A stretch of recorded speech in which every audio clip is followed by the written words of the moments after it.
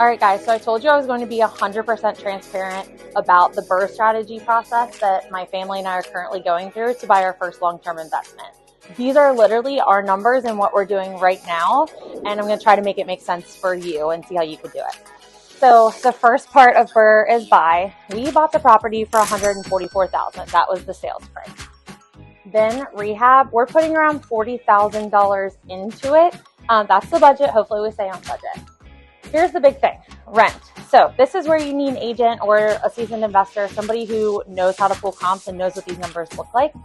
You had to look at what it would rent for after the renovation. So I did all of this work on the back end before we even made an offer, just to make sure it was a sound investment. So we should be getting about $2,000 in rent after all these renovations.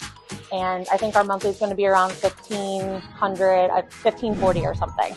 So a really good profit margin there. Then you refi. So after we've rehabbed it, we will bring an appraiser back in and hope that on today's market, if I were to put it for sale, it would sell for around $225,000. Obviously, as an agent, I know what to do to get it there, and then I'll just meet the appraiser there and hopefully he thinks the same.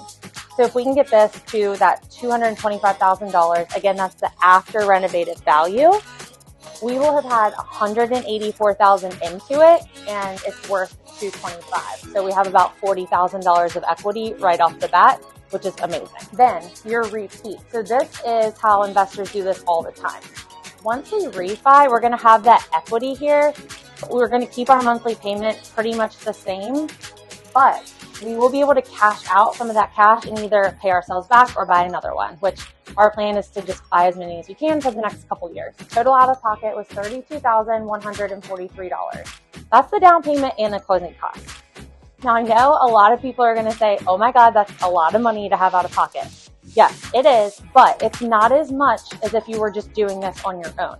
Think about if you bought a house for $144,000 and had to have the $40K after that. So you would be much higher than this 32 because that doesn't even have the $40K.